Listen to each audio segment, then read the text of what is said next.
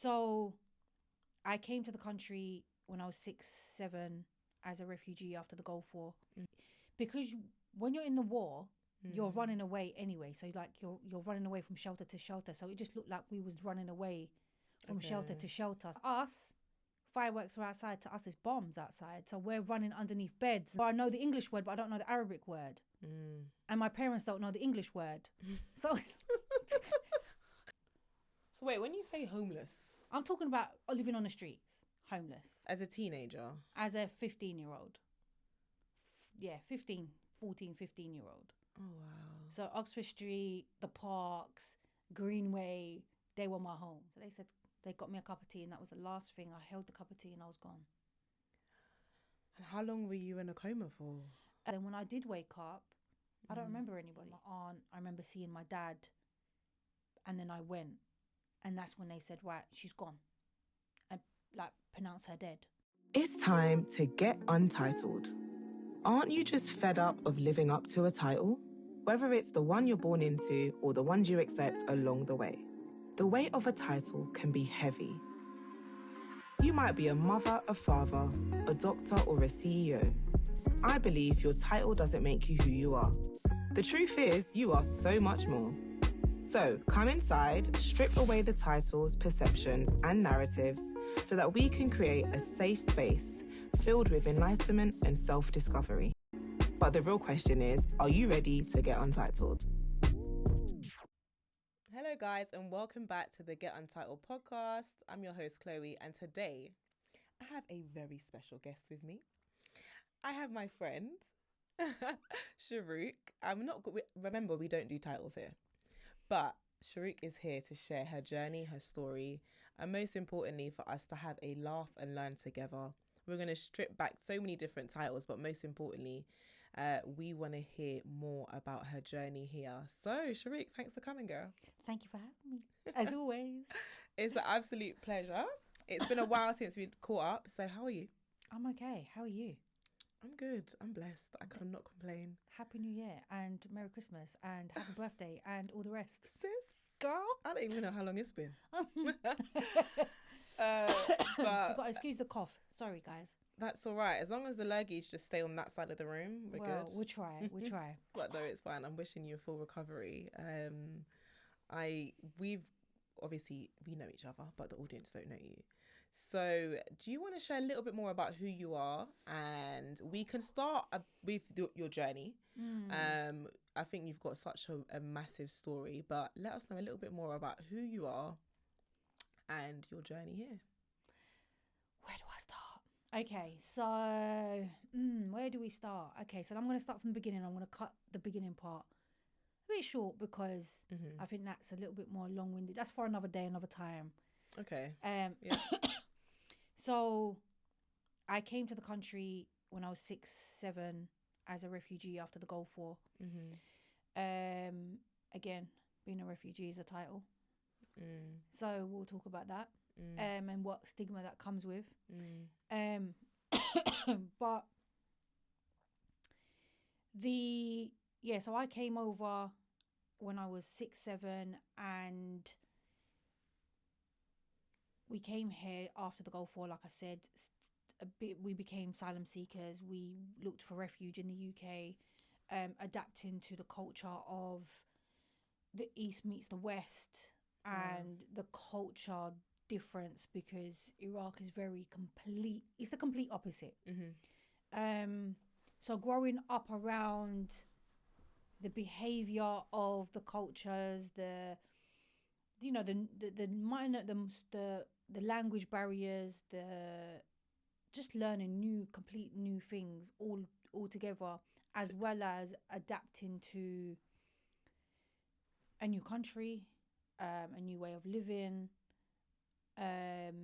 Wow. So you came here knowing no English at all? No English whatsoever. 6, 7. So that's like you're in primary school, maybe year 3, around that. Yeah.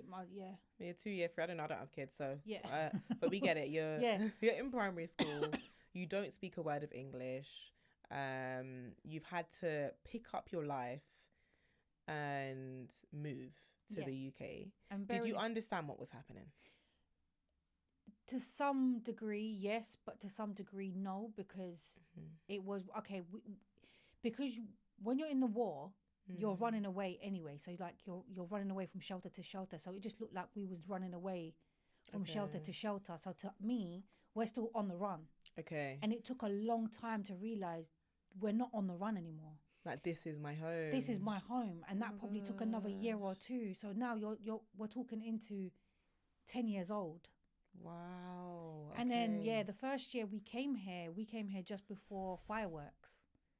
So can you imagine? So we had bonfire night. We're saying just before fireworks. okay, Bonfire night. Yeah, fireworks. Oh, so that's like triggering PTSD. That's PTSD on another level. So to us, fireworks are outside. To us, it's bombs outside. So we're running underneath beds and stuff. And it took my aunt that was living here and, you know, family that we had here to say, no, it's okay, come out, it's pretty. Oh, wow. And to me, so I associate fireworks or bonfire night with something pretty because it brings it back to that day. Yeah. Of this is safe, this is okay, this is home. Like, there's nothing going on here. It's okay to be outside. It's okay to hear noises. Wow. And that continued till 10 years old. But at that time, schools didn't understand what you're going through. So as much as you're trying to be a normal kid, you're not a normal kid because you're too advanced. You've seen dead people. You've seen bombings. You've seen... Yeah. So that's what I said. That's a whole nother episode. Another day, another time. I don't know why I'm getting emotional about that. I'm just thinking about obviously you know what's happening with Palestine. And, yeah. Girl, my eyes are watering. Yeah. So yeah. And I'm just, it's like you don't think about the kids that are involved in war. You don't think about, like, I've known you for best part, I don't know, 6 years now, 5 years. Yeah. And we've never gotten this deep. Like, I didn't know this was your story, right? Yeah. And I'm just sitting thinking, like, how many people do I have encounters with that I know that I don't know the depths of their story? Yeah.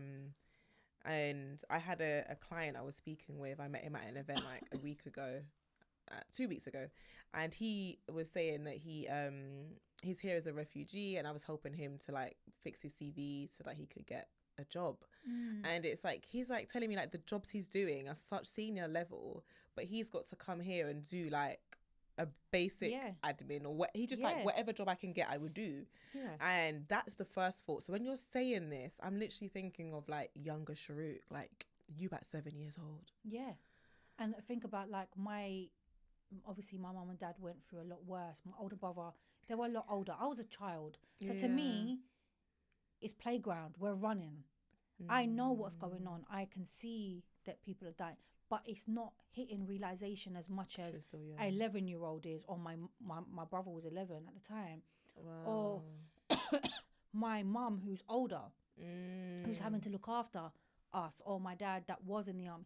You know, so there's so many layers to PTSD, to mental health in one household at different levels at different times. How do you even manage that? When does it even settle? One settles and another person kicks off, and it's like, yeah, because you don't know what your trigger points are. Exactly. One person's crying whilst the other person's fine for a minute. And then it triggers the other person. By that time, the other person's okay. It was just a roller coaster of emotions in one household. And that is trauma. And that's what it is. It's trauma. And we're all in survival mode, even though we feel safe. You're still because now you're in a different survival mode. It's a language barrier, culture, trying to survive in the UK by filling out forms and going down to, I don't know, my parents obviously doing the whole home office stuff with refugees and you know, asylum seeking paperwork. I'm too young to understand all of that at the time, but it was constant survival mode. Wow. When did the survival stop? When do you actually settle? When does this feel like home? When does this feel like home? Because, you know, the kid in you might be thinking like this is still temporary, like you said. Yeah. And we're gonna go back. When are we going back? Because I want my bedroom back. I want my toys back. I want my friends back. I want my normality back of where's the rest of my family, which is my cousins and so on. Where are they? So that was constantly a thing, but it was a thing that we didn't know how to speak about because so much was happening. The kids kind of got neglected in a sense of, Yeah, no therapy. There's no open discussion. I There's- can and- imagine it's fight or flight. We're trying yeah, to survive. and who is even what are we talking about? What part? Because if everybody's dealing with their own PTSD, do you know what I mean? Yeah. So that was that. So due to the cultural differences, it caused a lot of conflict within the household, as you can imagine. I'm gonna now fast forward a little bit and say, due to that conflict and confusion, social services and so on got involved. But again, when you've got people that are getting involved in a situation that they don't even understand is bigger than them and it's textbook, all they can do is just take a child out.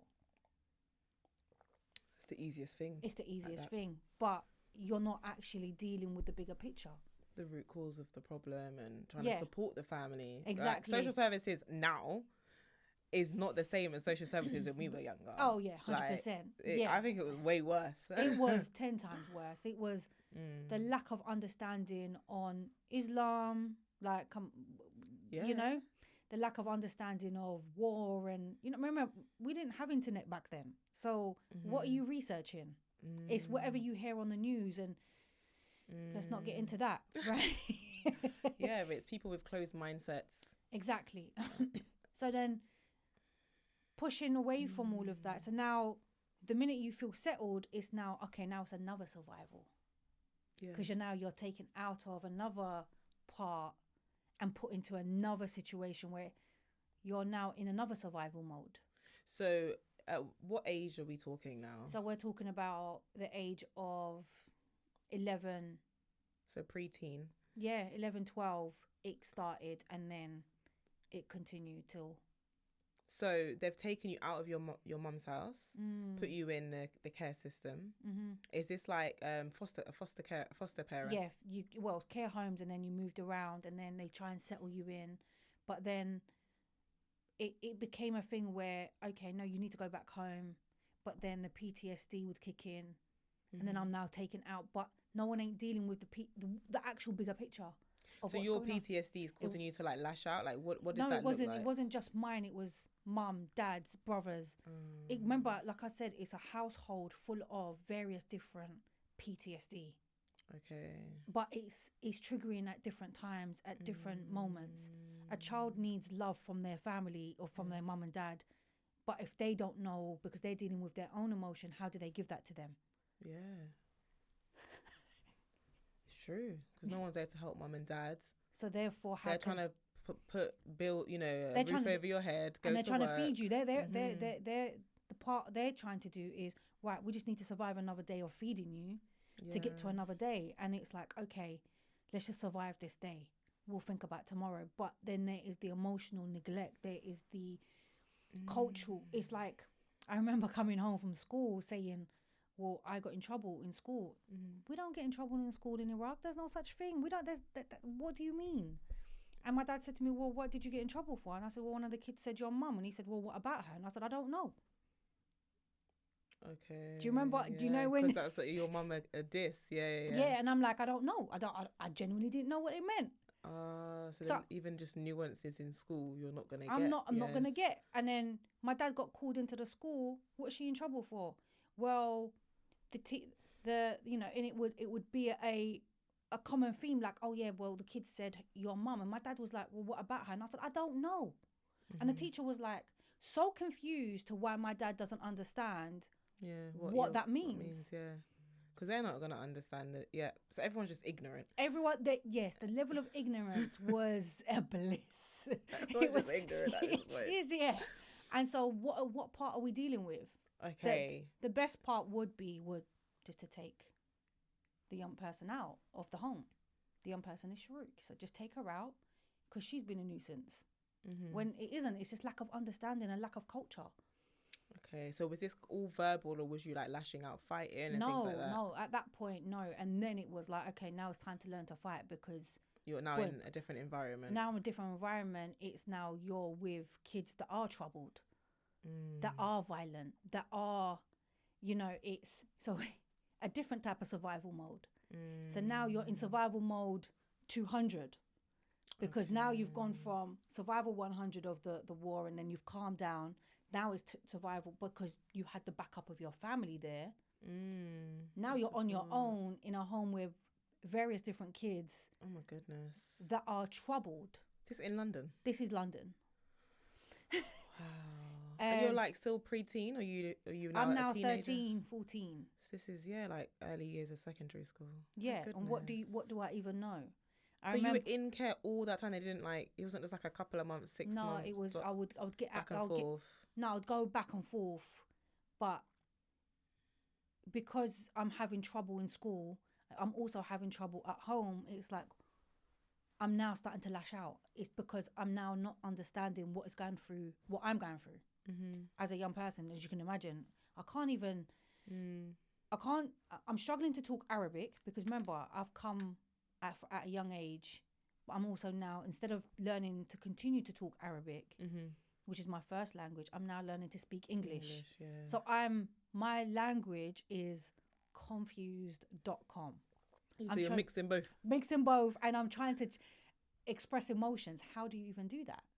Because you probably know the Arabic word, but the English word for that. And I know the English word, but I don't know the Arabic word. And my parents don't know the English word. So help me. Sounds like a lot's going on. And then you're not with them enough because you're also in the care system. So therefore, I'm now speaking more English than I'm speaking Arabic. Now, how do I communicate with my family? Oh, so your parents weren't learning English very well. They weren't picking it up they're picking it up slowly, but it's not quick enough. I'm a child. I'm picking it up a lot quicker. Yeah. They've even got accents. I don't. So now we're talking completely. I don't even belong in this family when we're sitting in the same room. And I'm 13, 14, and I'm hearing my dad with an accent, my mum with an accent, my older brother with an accent, and I don't have one. So you're the only one that didn't have an accent? Because I came at such a young age. Yeah. So they I picked say it by up. 7. Yeah. Okay, and then, wow, something I've never thought about. Yeah, I know. You didn't even know that about me? No. I know, I was going to come in here to shock you today. I'm literally just like, my mind's so perplexed. I'm thinking about so many different things around, like, imagine being in your own family and feeling like you are like an outcast when like you've got like mum, dad, same as your brother, like this is all you've ever known. Yeah. But yeah, you probably think I sound different to all of them, and my lived experience is different. I'm the outcast because you keep sending me to, pulling me out to go to wherever. So I can imagine like can become a very toxic environment. Exactly. And so now you're in your own survival against social services, the school, and your own home. It's just a various different survival mode. Like, where do you belong? Where do you belong, literally? And so that went on till obviously I run away from. I'm gonna, again, cutting a very long story short, run away from the care home because I was like, I can't. Where do I belong? Yeah. Homelessness was the only peace I found. And you're used to running because that's all you've done. That's all I've done. So let's run. Yeah. Let's run. And then I found the most peace with homeless people. It sounds so crazy, I know, but I was at peace. So wait, when you say homeless, I'm talking about living on the streets, homeless. As a teenager? As a 15-year-old. 14, 15-year-old. Oh, wow. So Oxford Street, the parks, Greenway, they were my home. Nobody knew because I still maintained going to school. But that's where I was. So how would you wash your clothes and stuff? I would find a way because you're in survival mode. And social services never got alerted? No one. Because they're thinking you're back at home? No, they're thinking I'm in the care home. And the care home didn't alert that you weren't there? Broken systems. It's probably technology weren't the way it is now. Exactly. So yeah, I can imagine going through the loophole. Yeah, and then obviously my survival mode kicked in. My friend's cousin needed a babysitter. I negotiated. My negotiation skills kicked in. Okay. And this is where you learn how to survive, which helped me in my later life. I said to her, look, I could be a babysitter. I need somewhere to live. I'll help you.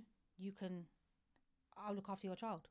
So then she gave me a roof on top of my head. Like she looked after me and said, in return, I can't pay you, but you can look after my child. Yeah, you can stay here and look after my child.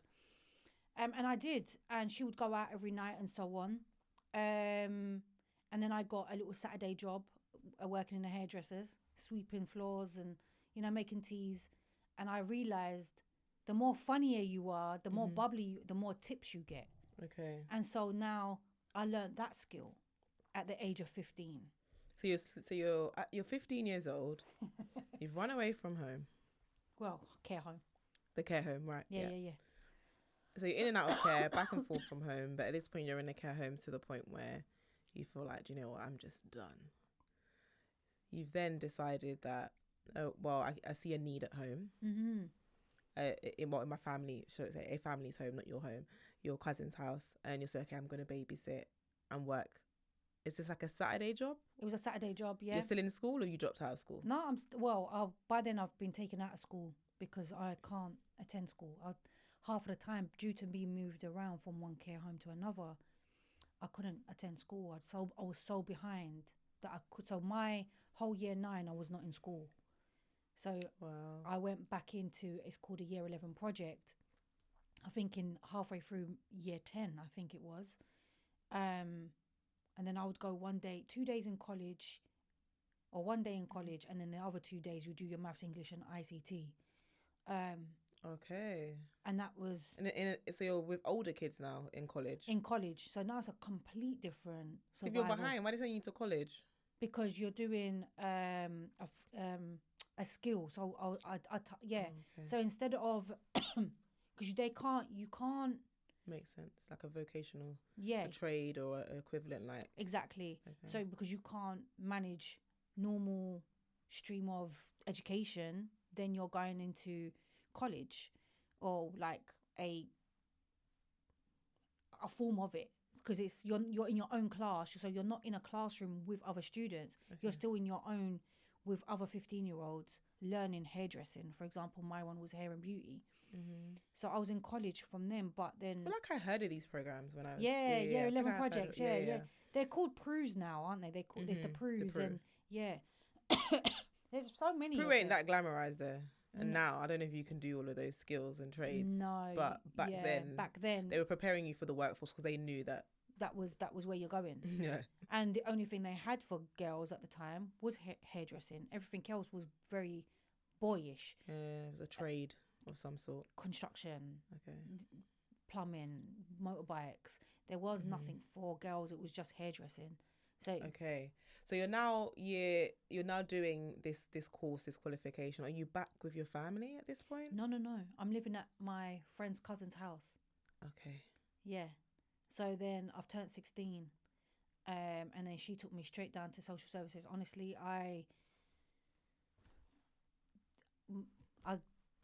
if I could go back and say thank you to her, if I could find her and say thank you to her, I would. If you see this, thank you. Yeah, thank you. Michelle, thank you.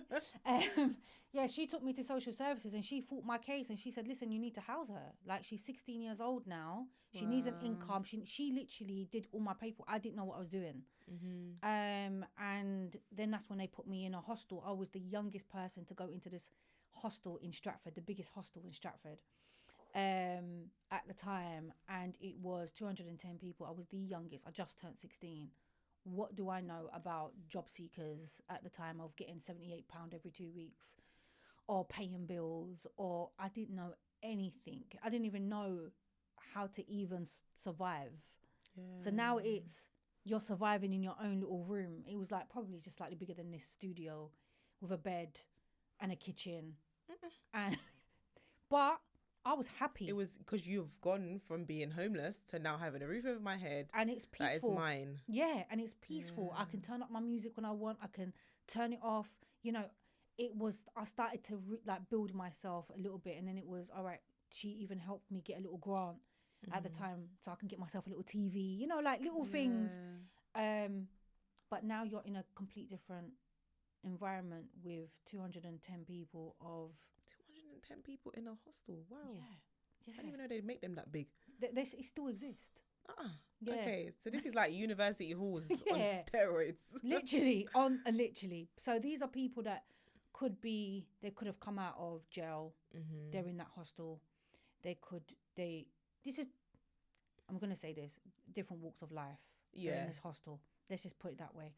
So this is like a fast track into the real world for someone who's 16. Yeah, and it's now survival, and especially being a young girl, I don't know anything because you don't. You're naive.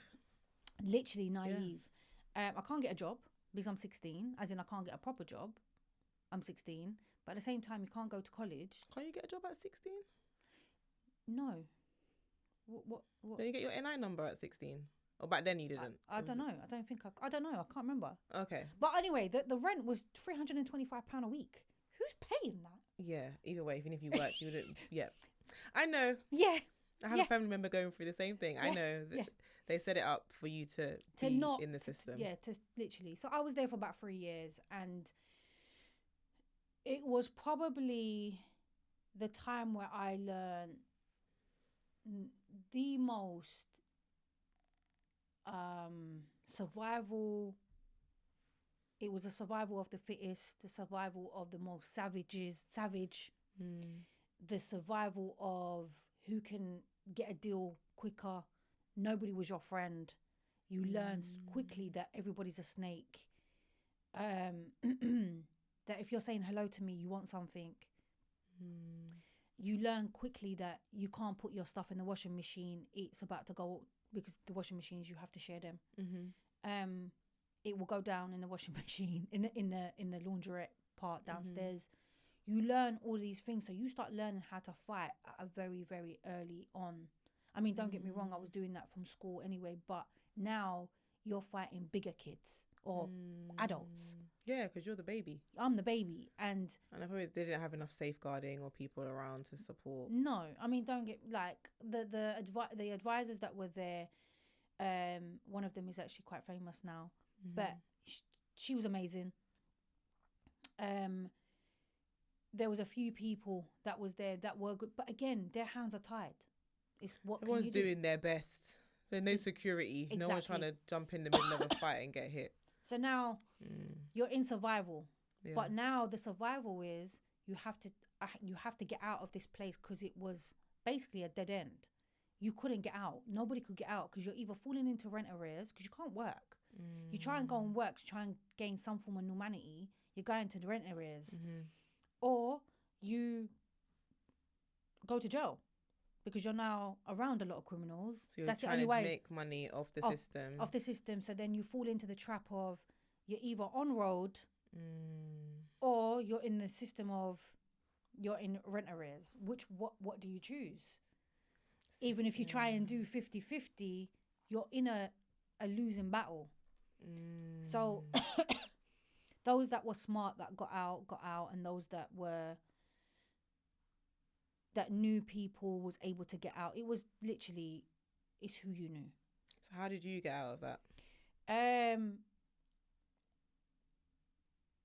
A lot of stuff kind of happened in regards to police were involved and stuff, and you'd call the police and they'll don't turn up for another 2 weeks. What crime reference, whatever. So then anyway, eventually they moved me out of there, so now I'm moving around from one Airbnb to another. But the day I got my approval to kind of say, right, we're moving you out of the hostel to put you in somewhere safe, this is your flat, is the day I got sick.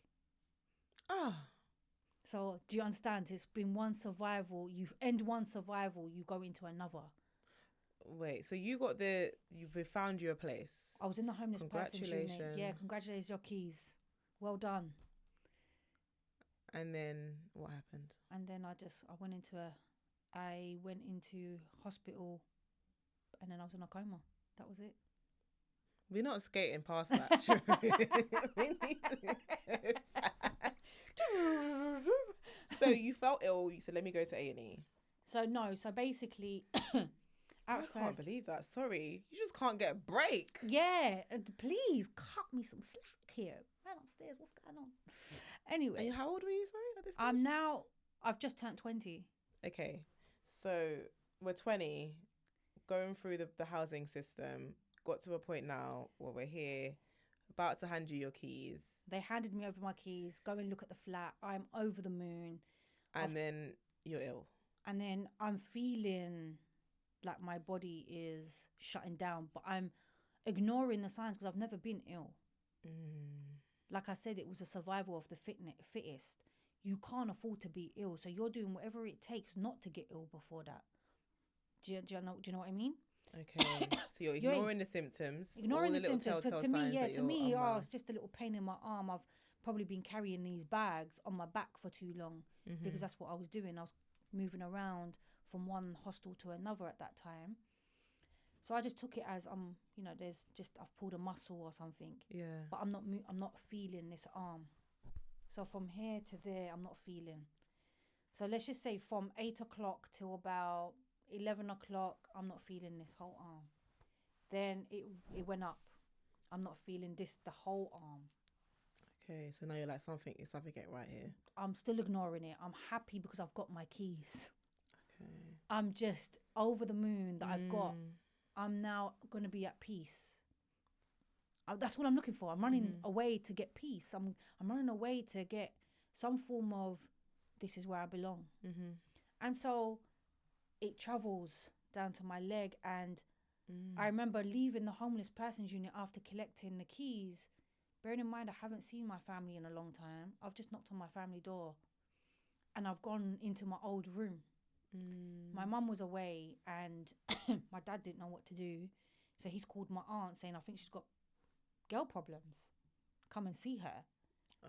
Because he doesn't know what to do. He's, who is this girl? Yeah. So all that time you haven't been in touch with your family? Not really, no. So like we would... Infrequent? Yeah. Okay. And then he kind of gave me, which slowed everything down. He gave me 3 paracetamol. He knew that I don't take medication. I don't take tablets. Till this day, I don't. I'm with you on that one. Unless I'm dying. Yeah. So he put it in a drink. So anyway, I've drank that. He gave it to my aunt, and I've drank it, which slowed down. It brought down my temperature, everything. It slowed down whatever was going on with me. Okay. I said, I've got my flat. I'm telling him, I've got my flat. I'm so happy. I'm over the moon. He was like, okay, let's go and view it.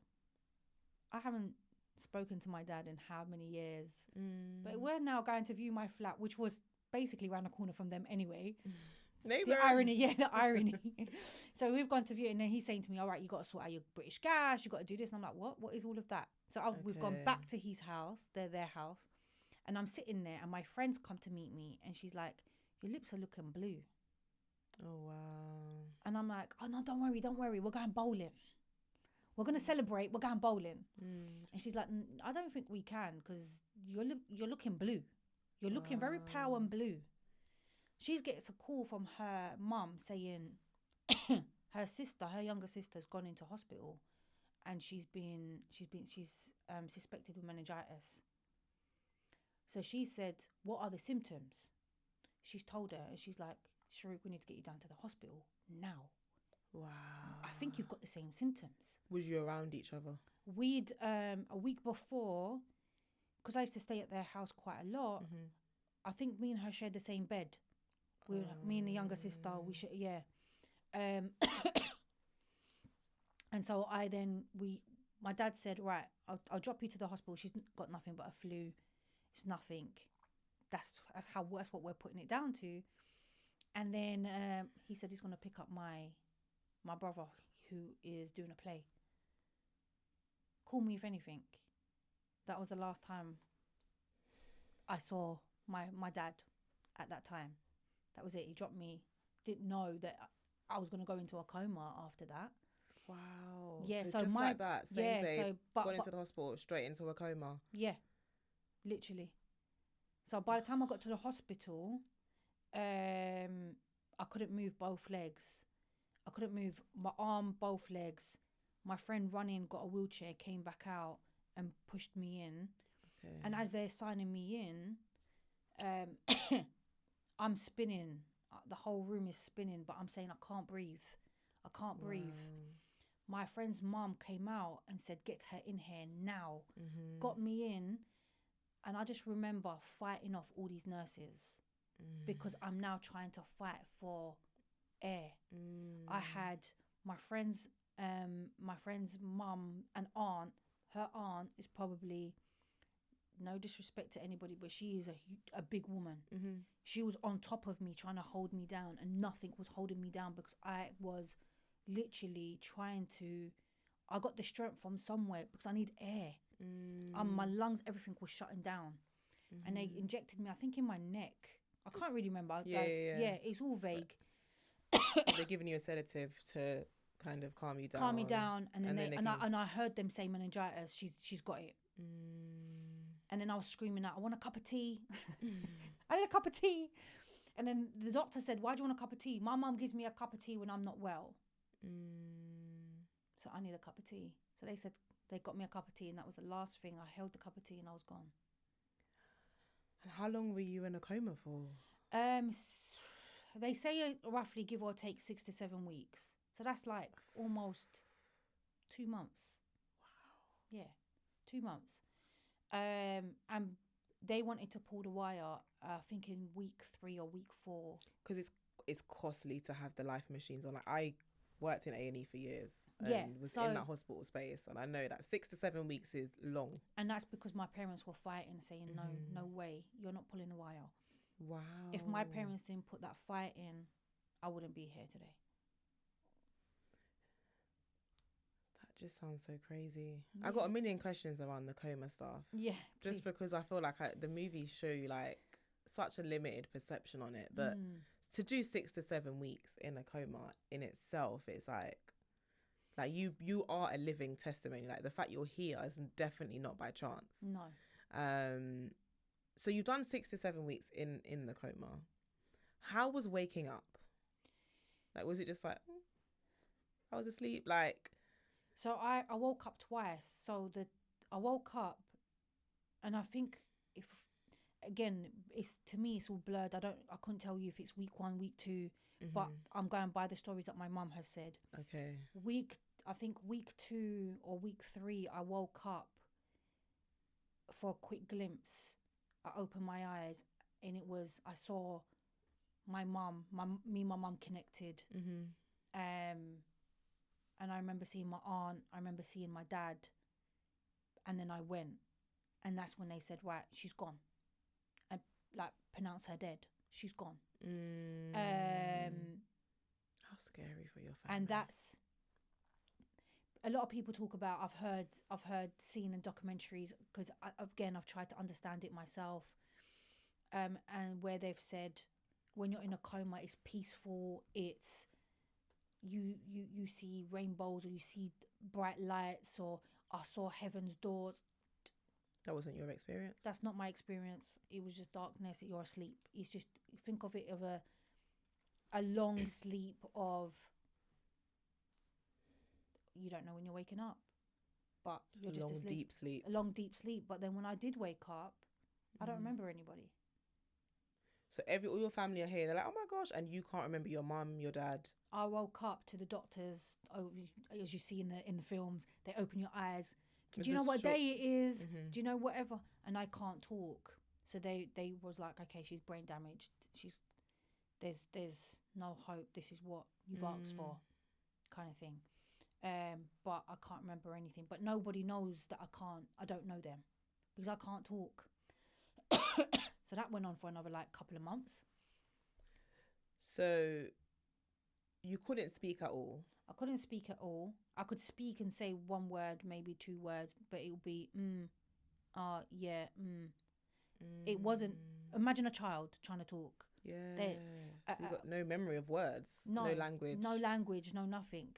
But just like when a baby's born, I will say this, and this is the only thing I can relate it to.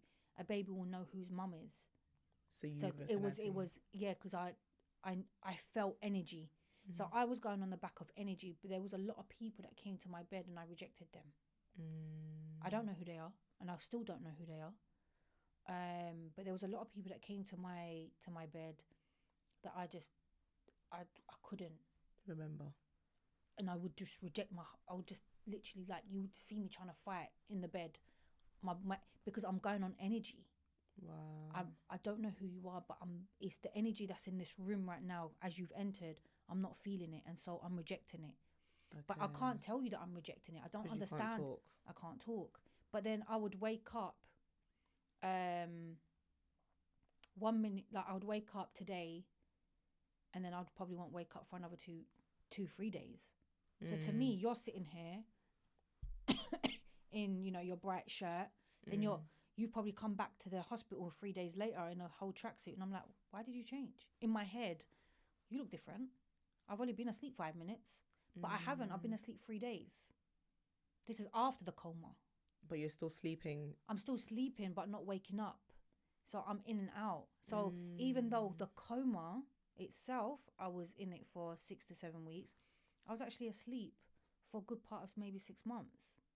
Because when you're up, you're not up for a long period. So you stayed in hospital for quite a long time. In and out of hospital for about a year, because after a while they start releasing you for home. You go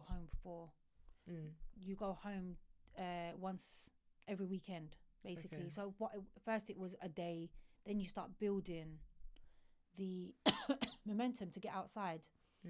I remember the first time leaving the hospital, feeling extremely dizzy, like, why is everything moving? But I'm in the car.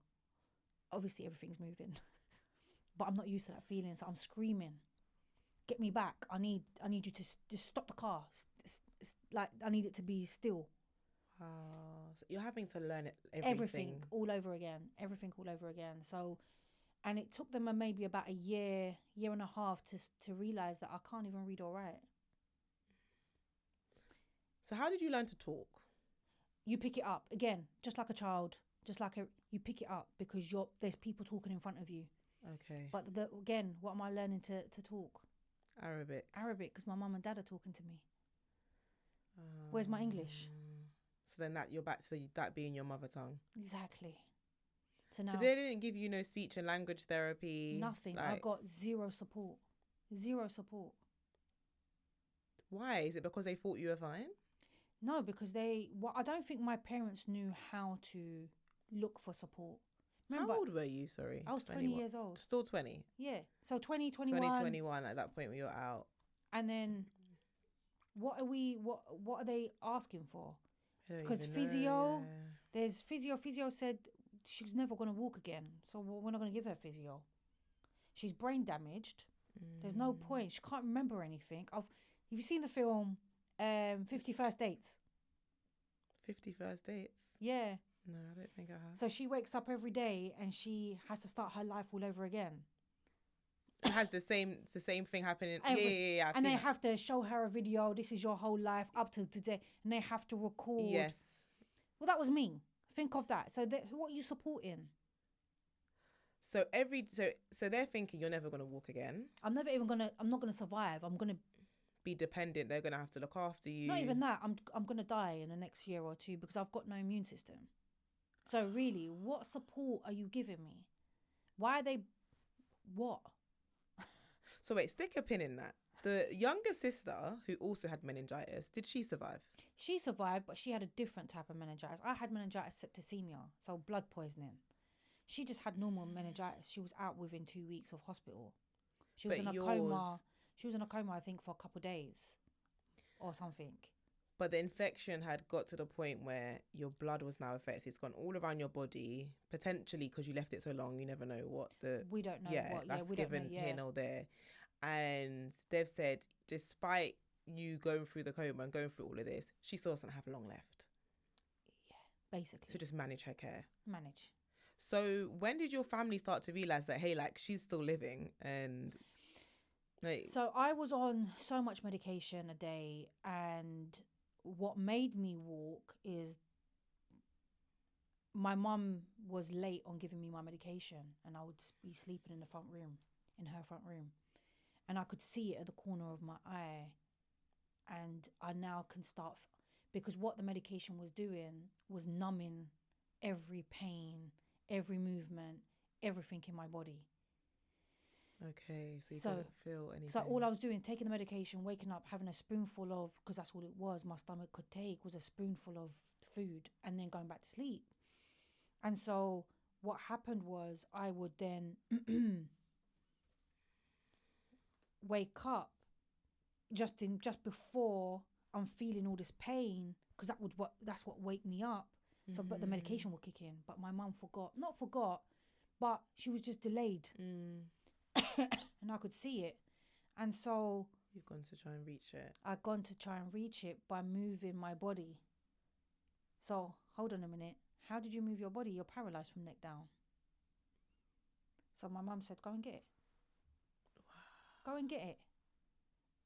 My mum, this is again my mum's story. I don't know the length.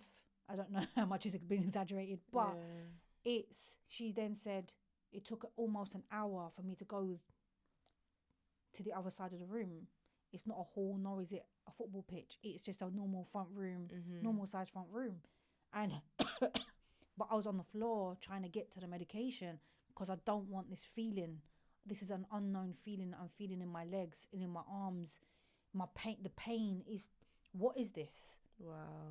Why am I feeling stuff in my body? And so then my mum, when I got there, she took it away and put it back on the bed and said, go back to it. So she's trying to see what you can do. What I can do.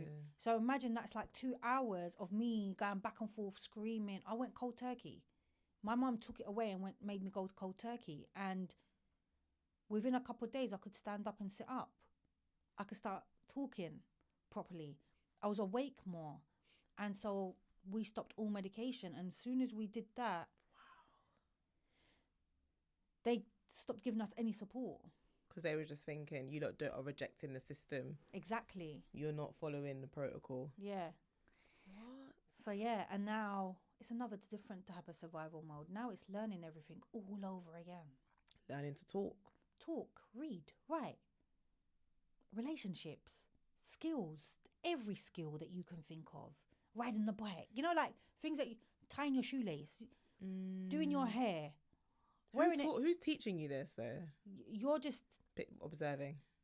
You're picking it up. You're picking things up very quickly. You've been failed by every system known to this country. Yeah. My goodness. Literally. But here we are, smiling through the bullshit. So the fact that you are here, and you've gone through, some people say, I've been through the trenches. No, you've literally left the trenches of war right through to England, being in the care system that fundamentally failed you at every point possible. The school system failed you again. You've now in the house system. Then you've gone right through to the NHS. And yes, it is a publicly funded system, and it's way better now than it's probably was back then. 100%. But you're right at the point of now I'm having to actually survive and live on my own. You've got to the end of this testimony. You're able to walk, you're able to talk, you're able to read, you're able to write.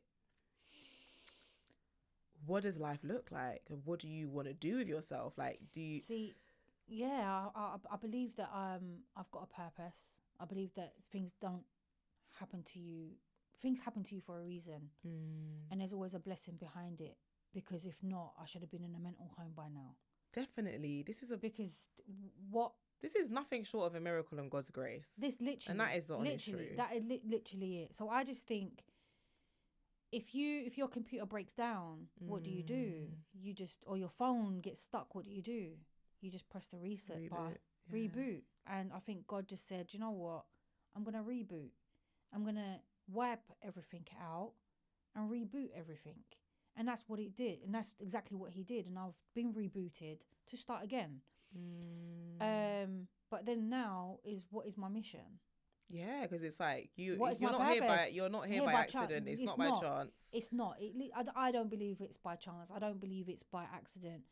And the more I kind of sway away from believing that, I get knocked back. It's get back on track. I do believe that I'm here to connect the dot. I don't fit in anywhere. I don't fit in anywhere, but... Because you were born to stand out, period. Literally. But I think what I'm trying to say is I don't belong anywhere, but I fit in everywhere. Does that make sense what I'm saying? Because you haven't had that sense of belonging here, nor back home, nor in your home. Like However, yeah, I can fit into every room. yeah, because you've been I've you learned have the to skill. adapt. I've learned the skill that no one can't teach you, and that is adapt to every environment. Adapt to whatever it is that is in front of you. So I don't belong nowhere, but I can fit in. And so if that's the purpose, if that's what I've been able to do, what am I doing? I'm here to connect the dot. What is the world missing? Connecting the dot, connecting the biggest thing that we have in society is racism. How do we connect the dot between that? By connecting people and not and avoiding that part and not looking at that part. Must be more people like me, and so I'm here to support the people that are like me, that feel like they don't belong. Or it's not about your titles, it's not about what society says you are and who you are, and you're not valued.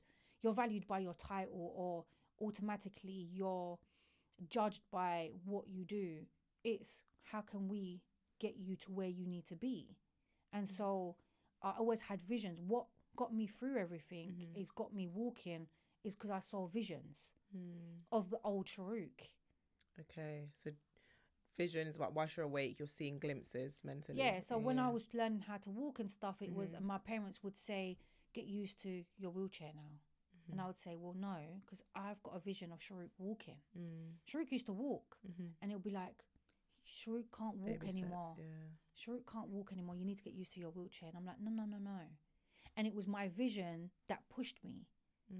But the problem is, when you've been wiped out, fear don't belong there, because there's nothing. Fear is something that is brought onto us. It's something It's taught. that is taught. Yeah. And so if that's been wiped, I have no fear. So you're just like, yeah, why not? I tried. Just like a child. A child has no fear that a child will touch fire. Yeah. Because they don't know. I was that child. I'm taking every risk possible because I don't know what the risks are. Yeah. I don't understand what the risks are. I don't understand what fire feels like. So I have no fear. Yeah. Do you understand what I mean? So if that is the case, I'm going by the vision I've got in my head. And so what I've learned is my purpose is to help people overcome their fear and live their vision, live in their truth. A lot of people are hiding behind 9-to-5s or behind, I don't know, I'm a mum, I can't do that. Or I'm disabled, I can't do that. Because you've been systematically trained, you trained yourself to believe that you can't. Yeah, limitations, narratives, they all literally are surrounded by, some are titles, but some are just like the things we choose to believe. Exactly. So it's like you created a new narrative for yourself because you didn't have an old one that you would like hold on to because it had been erased. So it's almost like a gift, and it is a gift. I'm gonna say a gift and curse, but it's like. But there, I just see more gift than anything else. Because there is a level of a curse, because then people don't understand it, because it's attached to a lot of fear. People don't understand what? That they can live their vision. They can, the vision that they've got in their head. You know, like I've always said to you, I see the vision of us on the billboard. I've always said that. That's gonna happen. Mark my word, it's gonna happen. Sharooq says she gonna say it on here for the record. For the record, yeah, you're gonna hear it first. But my thing is, what stops us from living into our truth is our fear. You know, I'm gonna just touch base on it quickly. If I listened to family members, to friends that were putting on their fear into my brain of, Sharooq, you know, maybe you need to just, you can't read. Maybe, you know, you can't do this. Maybe you can't do that. All those limitations. All them limitations, because they live in limitations. I never had any. Wow. I wouldn't be here. I wouldn't be sitting here with you. I wouldn't have achieved what I have achieved. Yeah. I wouldn't have gone through what I've gone through. And like I've always said, I've made every error going. I'm probably the walking, talking error of history. However, also walking, talking testimony There- and a there you go. miracle, because you can walk in high heels, Hey, hey. drive. Like there's nothing you can't do. Literally. So what's next? Obviously, we've spoken about your purpose being connecting the dots. Mm-hmm. And I feel like we need a whole nother Episode for this one. But I do feel like you've given us so much. Like, thank you for coming and being raw. Thank you for sharing the depths of your story. That Thank you for giving me the opportunity. yeah, like most people don't want to talk about the ugly sides of their reality. like their truth. This is raw. This is you. Mm-hmm. And I feel honored that you've chosen this platform to share it on. So thank you. No, thank you. But what's next for you in this chapter of your life? So I'm building a community around people with a vision to help support those with visions. Anyone that's got a vision, Society of Visionary. So Society of Visionary is the name of the company. The company, yep, Society of Visionary. To help anybody with a vision to live in their truth, live whatever vision it is, whether it's being able to be more confident in your skin, in your body, and whatever it is. Mm-hmm. I'll help. There's a team of us, and we'll help and support with that. And how do you help these people? Do you have like workshops? Is it like is it businesses? Like, yeah, is it, what are you helping? It's all tailored to the individual, so it all depends on a discussion. Okay. So it's workshops, whether it's one-to-ones, whether it's seminars. There's going to be an online platform. Wow. It's launching very soon. Probably by the time this is out, it's launched. So watch this space. Amazing. So there's a lot going on in the background. Mm-hmm. And so I'm looking forward to the next part of survival mode.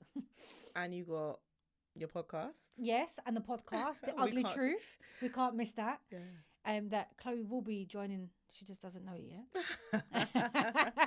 Anything for you, Sharooq. Wow. And The Ugly Truth, give us a little bit of a sneak peek around what is that? What is that podcast? So The Ugly Truth is literally what it says on the tin. It is the ugly truth of various different industries, whether it's basically informal education on if you wanted to get in becoming a solicitor, what is the ugly truth behind becoming a solicitor? What is the ugly truth of having your own salon? Various different industries or professionals that want to talk about their ugly truth, or it could be somebody that has a story just like myself. Yeah, I love that, because your story is literally just that, like the ugly truth. Yeah, but I think it's not even ugly. I think it's so beautiful. But I think the word ugly has been taken out of context. It's ugly to who? I love it. Well, thank you so much, guys. I literally feel like I've got a world full of emotions and my brain's just like, wow. Like, I actually look at you and I'm so proud of all you are, not about all you've achieved, but the person you are, having gone through all of that, because I didn't know your whole story. No, you didn't. I only knew the snippet around you being put into a coma, but all of that is new here for me. So I'm so proud of you. Thank you. Keep shining, keep going on, keep doing you. And most importantly, guys, connect with Sharooq's platform. Where can they connect with you? What are your handles, social media? Advice by Sharooq is the best place to connect. Society of Visionaries UK is the next one. The Ugly Truth podcast. It's all the same names on various different platforms, whether it's TikTok or Instagram. Yeah. Amazing. Well, thank you so much for coming. It's literally like you've literally made my day. I feel like a proud mum, even though you're older than me. It's fine. But we're forever 21, baby. We're forever 21. Most definitely. I want you to close out the podcast. I actually do, just to thank the audience, and we'll wrap it up. Thank you for listening, and thank you for. I don't know what to say. I'm really rubbish at this. Thank you for listening to her story. Yeah, thank you for listening to my story. Thank you for having me, and hopefully you've learned something new, something that, you know what, survival isn't survival. It's just lessons that is teaching you something. It's a skill. That's what I'd say. Thanks for your gems. Guys, thank you so much for tuning in to another episode of the Get Untitled podcast. It's been a pleasure, and I will see you in the next episode. Bye.